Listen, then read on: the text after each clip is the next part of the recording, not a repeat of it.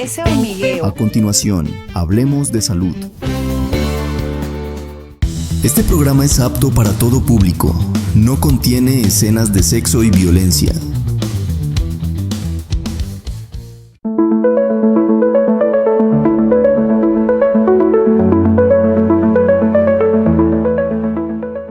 Bienvenidos a un nuevo capítulo de Hablemos de Salud, información confiable para toda la familia. Hoy, en Hablemos de Salud, hablaremos de un procedimiento que puede salvar la vida del paciente, la traqueostomía. Quédate porque hoy te enseñaremos qué es, para qué se realiza, cuáles son sus cuidados, cuáles son sus riesgos y el importante papel del fisioterapeuta en la recuperación del paciente. Hablemos de salud, información confiable para toda la familia. Bueno, y como lo bueno se repite, hoy está con nosotros nuevamente la fisio Yurle. Yurle, gracias por estar nuevamente aquí con nosotros. Yo encantada de estar aquí nuevamente para así seguir aprendiendo y enseñando a todos nuestros televidentes. Quiero seguir agradeciéndole a todos nuestros televidentes por cada mensaje, por cada like y por seguir compartiendo el programa. Un agradecimiento y un saludo especial al profesor Pedro por dejarnos ese mensaje tan bonito en el capítulo anterior. Le decía a nuestros televidentes, Yurle, que hoy vamos a hablar de un procedimiento que puede salvar la vida de una persona, la traqueostomía. ¿Qué es la traqueostomía? Bueno, la traqueostomía es un procedimiento quirúrgico que se le realiza al paciente, ya sea niños o adultos, el cual consiste en hacer una incisión en el cuello para así poder dar paso al oxígeno, del oxígeno hacia los pulmones. Así es. ¿Cuál es el objetivo y por qué se realiza este tipo de procedimientos? Bueno, uno de los objetivos principales es que la vía aérea esté permeable. Así vamos a permitir que el paciente tenga una buena respiración. Vamos a evitar también que el paciente tenga mal manejo de secreciones. Ok. Existen varios tipos de traqueostomía. ¿Cuáles son esos? Bueno, hay diferentes tipos de traqueostomía dependiendo la condición del paciente. Están las traqueostomías que son permanentes y las temporales. Las temporales podemos mirar, ya sabemos que la traqueostomía se le hace a esos pacientes que han estado en unidad de cuidados intensivos. Se le hace esa cirugía donde requieren de traqueostomía e inmediatamente podemos decanularlo cuando se encuentran en UCI.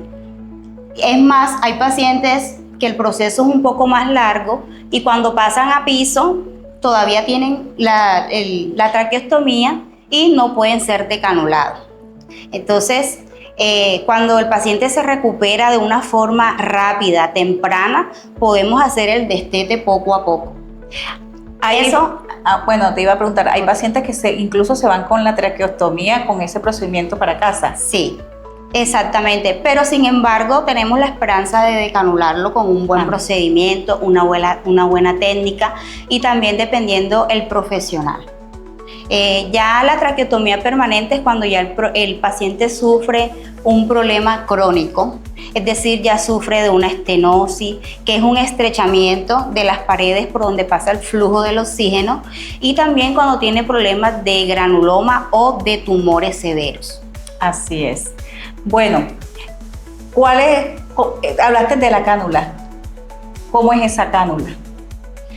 Bueno, existen las cánulas que son fenestradas y las cánulas simples, ¿verdad? Así es. Por lo general, siempre cuando el paciente se le va a hacer la cirugía, estas son las cánulas que utilizamos. Dependiendo de la edad del paciente, dependiendo de lo grande que es el paciente, del grande que tenga su cuello, va a ser el calibre. Hay diferentes números de cánula, las 6, 6,5, 7, 8, dependiendo, ¿verdad? El cuello del paciente. Exactamente. Entonces, por lo general se utilizan esta cánula, que es la cánula simple, pero esta no es tan recomendada debido a que con esto hay mucha obstrucción de las secreciones y el paciente puede conllevar de pronto a no respirar bien por un tapón mucoso. Podemos entrar a ese paciente en dificultad respiratoria. Y existen las cánulas fenestradas, que es más o menos como esta que está acá, ¿verdad? Siendo que lo diferente en ella va a estar la cánula que es externa y la cánula que es interna. Es decir, que este diámetro es más pequeño que la externa, como por ejemplo esta que está acá. Entonces, la facilidad que nosotros tenemos al momento de hacer la higiene bronquial es que de pronto al sacarla vamos a evitar taponamiento y es como menos riesgoso para el paciente. Esta es la adecuada que nosotros debemos de utilizar, o más que todo el cirujano que en ese momento la coloque tenga en cuenta en colocar la fenestrada. Aquí vemos que este es el cuerpo de la cánula, vemos que este es el balón que es donde vamos a inflar el baloncito por medio del neumotaponador. Los sujetadores. Exactamente, y estos son los sujetadores. Aquí podemos ver que aquí es donde se sujeta la cánula al cuello. Vemos que por lo general de fábrica vienen con una cinta. Lo adecuado es que el paciente no se lacere, que al momento de nosotros colocar el hiladillo no lo coloquemos tan apretado porque el paciente se puede lacerar, podemos maltratarlo. Yo siempre he visto que cada empresa tiene sus protocolos. Hay empresas que utilizan cintas, hay otras empresas que utilizan cordones o esparadrapo. Hablaste de riesgos. ¿Cuáles son esos riesgos y complicaciones que existen con los pacientes con traqueostomía? Bueno, los riesgos que pueden haber es sangrado, infecciones, pero eso también puede conllevar a de pronto que en el momento que estuvo intubado pudo tener alguna neumonía, una Klebsiella o todos esos bichos que se recogen en el medio ambiente, una lesión traqueal, también una hipoxia. Así es. Los riesgos tardíos, esos que se presentan ya con el tiempo, me imagino que son para esos pacientes que tienen una traqueostomía permanente. Sí, por ejemplo, cuando el paciente está en unidad de cuidados intensivos, que si demora ya más de 15, 20 días en un proceso de intubación, lo ideal es proceder a hacer la traqueostomía, porque así vamos a evitar de pronto lo que es daño de las cuerdas bucales, vamos a evitar daños de la glotis, que es ya más que todo la anatomía interna del cuello, y también se pueden producir los riesgos tardíos como es la estenosis traqueal, las fístulas, obstrucción, ya sea como ya lo había mencionado anteriormente, los granulomas o por tumores. ¿Cuáles son esas señales de alarma que debemos tener en cuenta? Bueno, eso depende, porque si nosotros tenemos a un paciente traqueostomizado, las señales de alarma es por si de pronto hay un mal manejo de secreciones. Si nosotros vemos que el paciente presenta dificultad respiratoria, secreciones abundantes, cambio de coloración, esos son unos signos de alarma que inmediatamente tenemos que aspirar al paciente. Tenemos que utilizar lo que es la higiene de la técnica de higiene bronquial para aspiración. Debemos de actuar inmediatamente. Si ya nosotros vemos que ese paciente presenta fiebre, ya podemos mirar que puede tener una neumonía. Una infección más grave. Exactamente. Bueno, hablaste de aspiraciones, de cuidado, porque acabamos de hablar de las señales. Entonces, ¿cuáles son esos cuidados y limpieza que se le deben hacer a estos pacientes? Bueno, yo siempre he pensado, y es así, que el cuidado tiene que ser interdisciplinario. Desde que está el paciente en la unidad de cuidados intensivos hasta que pasa a piso y hasta que llegue al domicilio. Porque de nada nos sirve manejar una buena técnica en el proceso intrahospitalario y cuando ya el paciente pasa al domicilio, lo que sucede es que empeora el paciente. Ahí es importante también la educación, tanto para el paciente como el familiar o el cuidador y la persona que va a estar ahí, porque por lo general estos pacientes que tienen traqueostomía tienen una enfermera acompañándolos. Exactamente. Entonces, desde el rol, desde el especialista, la enfermera, la jefe, el fisioterapeuta y hasta la educación del mismo familiar. Así es. Por eso es que cuando ese paciente nos llega al domicilio, tenemos que tener en cuenta los cultivos de secreciones.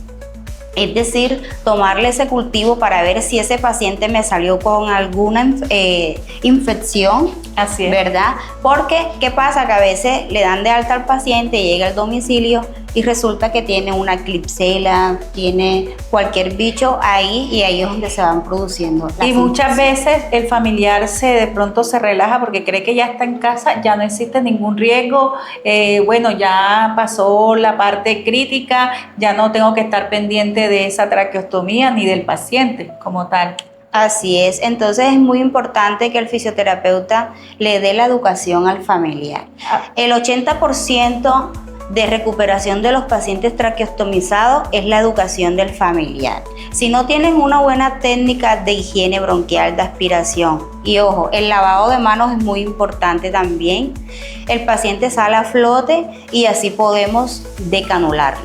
Al principio, y hablándolo ahora contigo, dije que íbamos a saber el rol y el papel importante del fisioterapeuta en estos pacientes con traqueostomía. ¿Cuál es ese papel? ¿Cuál es la importancia del fisio ahí?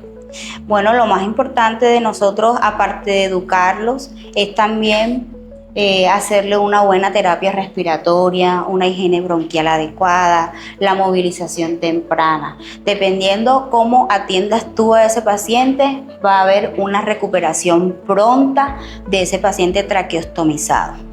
Así es. ¿Cuáles son esas técnicas que utiliza el fisio para realizar todos estos procedimientos?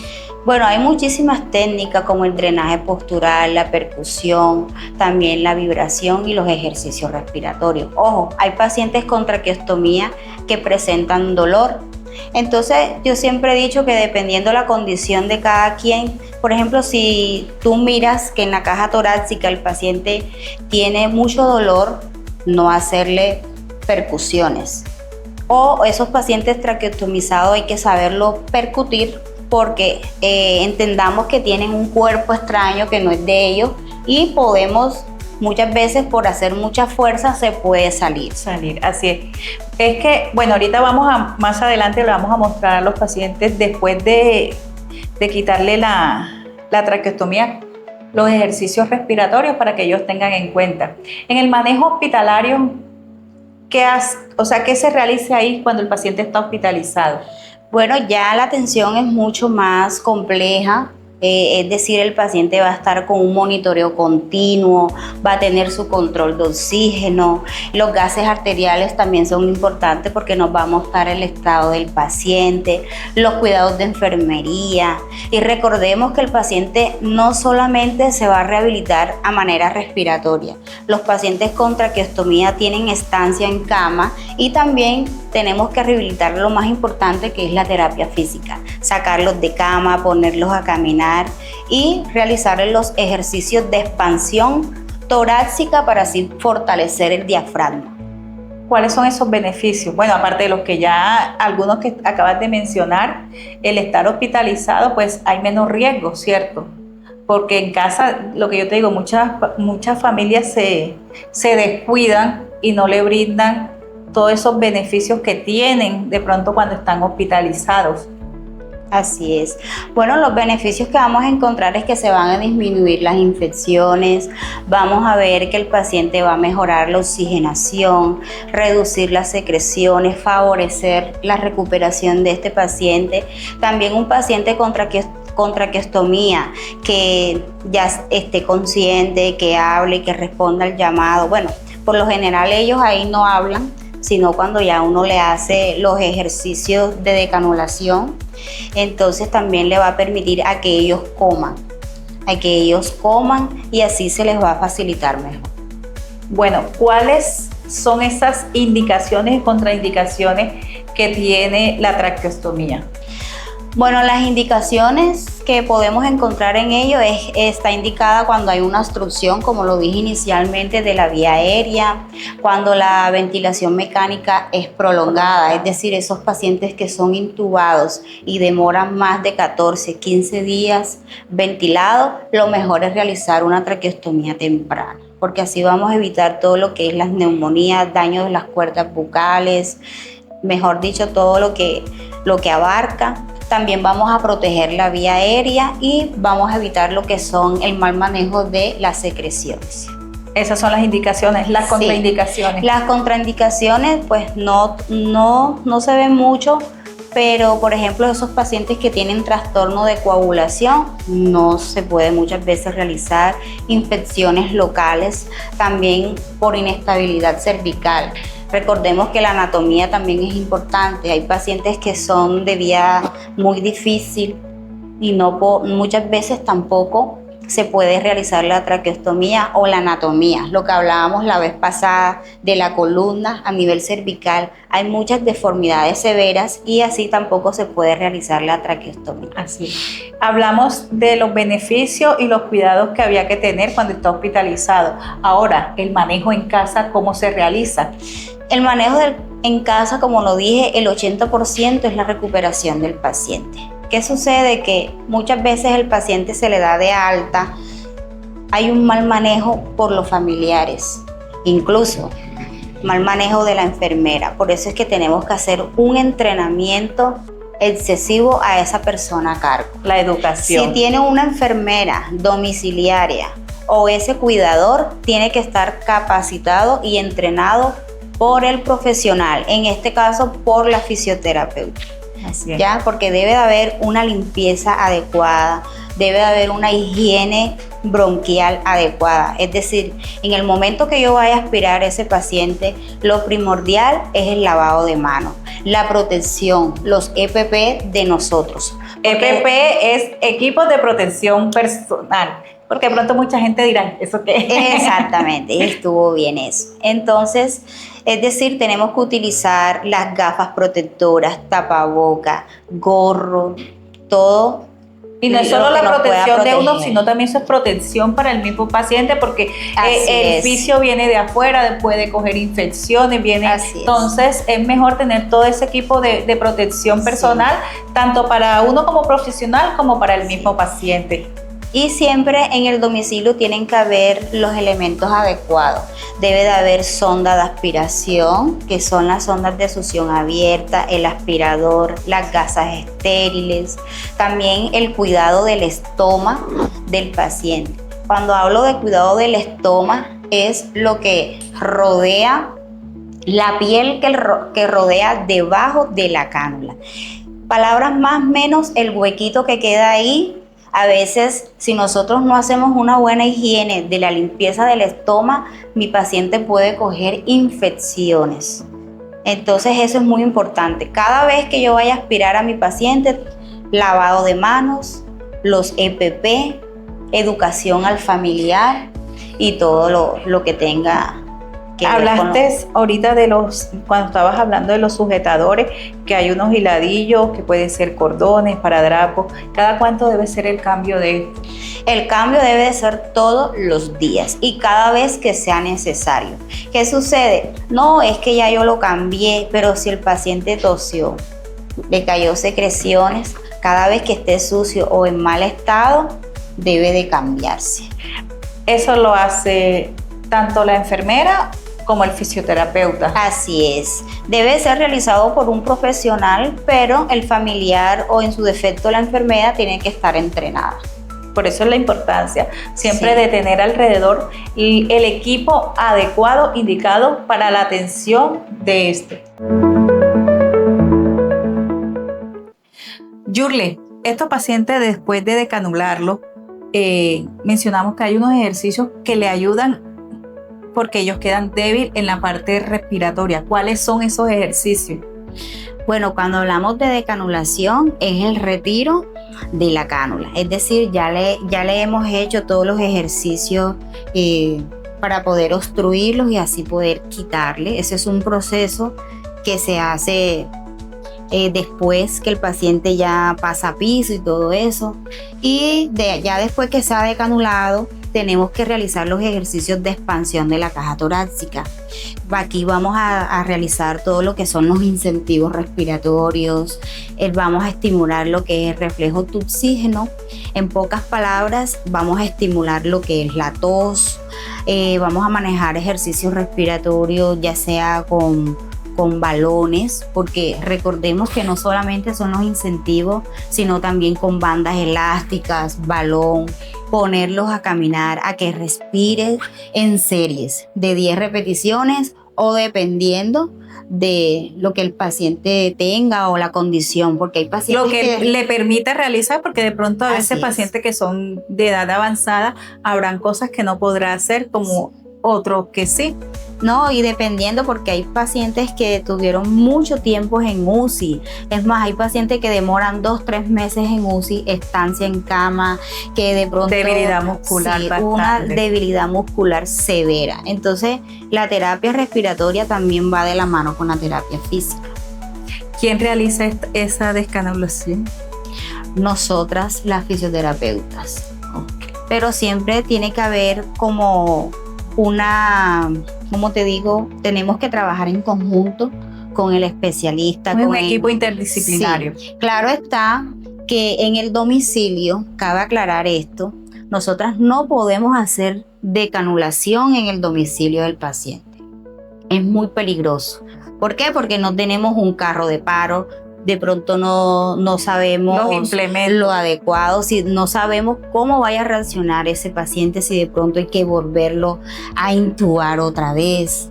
Entonces, sí podemos iniciar todo lo que es el proceso de decanulación, pero cuando ya vemos que ese paciente está listo para decanularlo, lo ideal es ingresarlo en el hospital o lo que tengamos más cercano, explicarle al médico y así poder realizar la decanulación. ¿Cómo sabemos cuándo ya ese paciente está listo? Bueno, ese es otro tema que también es un proceso largo y tenemos que explicarlo de pronto más adelante en otro programa. Pero lo ideal es que el paciente demore 3 días tapado. Es decir, el proceso de... O sea, uno le pone el dedito ahí. Exacto, el proceso de decanulación vamos a empezarlo con los ejercicios respiratorios donde vamos a taparle la cánula al paciente. Ojo, ya el paciente tiene que tener gases arteriales normales, tiene que estar consciente, despierto, que responda al llamado, que te entienda y lo más importante, que no tenga dificultad respiratoria. No puede tener neumonía, no puede tener fiebre, es decir, el paciente está en condiciones para decanularle. Si ya yo veo que mi paciente tiene 3 días, 72 horas ya obstruido, tapado, mi paciente está listo para decanular. Yurle, ¿cuáles son esos equipos que debemos tener en casa para mantener a un paciente con traqueostomía en excelentes condiciones? Bueno, antes de que un paciente pase al área domiciliaria, el familiar tiene que hacer bien las vueltas para que tenga todos esos implementos, tanto los insumos como los equipos. Ese paciente tiene que tener en casa una bala de oxígeno, tiene que tener el concentrador, el humidificador, el aspirador, las sondas de succión abiertas, las gasas, los guantes estériles. Son muchísimos, pero esos son los más importantes. Y algo muy importante, bueno, esto no tiene de pronto que ver un poquito con los insumos y eso, pero sí que la habitación o el lugar donde esté el paciente no presente humedad, porque la humedad obviamente le va a afectar su vía aérea. Sí. ¿Qué recomendaciones le das a nuestros televidentes? Bueno, las recomendaciones es, si nosotros vemos que no es necesario de estar aspirando tanto al paciente, pues que no se haga. Se aspira el paciente cuando el paciente lo requiera. No es aspirar por aspirar. Recordemos que el paciente tiene sus vías muy sensibles, donde ese es un tejido mucoso que lo podemos lacerar. Así lo podemos lacerar. Estas técnicas son muy delicadas. También podemos mantener el material limpio, es decir, todas lo que son Las sondas tienen que ser estériles, las gasas, y manipular muy bien a nuestro paciente. Evitar que el paciente, de pronto hay personas que no saben y en vez de echarle solución salina, lo que hacen es echarle agua. También tener el equipo de emergencia. Todo lo que debe de haber una mesa en la habitación del paciente con todo lo que es la parte respiratoria. Y esa habitación debe de ser exclusiva para el paciente. Ok. Cuéntame, ¿cómo te sentiste hoy nuevamente en el programa? Bueno, muy agradable, muy feliz de estar acá nuevamente. Porque uno vuelve donde es feliz, ¿cierto? Bueno, hoy no solo aprendimos que la traqueostomía es un procedimiento que realiza el médico, sino una herramienta vital que requiere cuidados especializados y un equipo especializado para esto. La educación tanto para el paciente como el familiar es vital para prevenir complicaciones y mejorar la calidad de vida. Recuerda que si quieres agendar una cita conmigo, puedes hacerlo a través de mis redes sociales o al número que aparece en pantalla. Hablemos de salud, información confiable para toda la familia. Chao, gracias por seguir acompañándonos.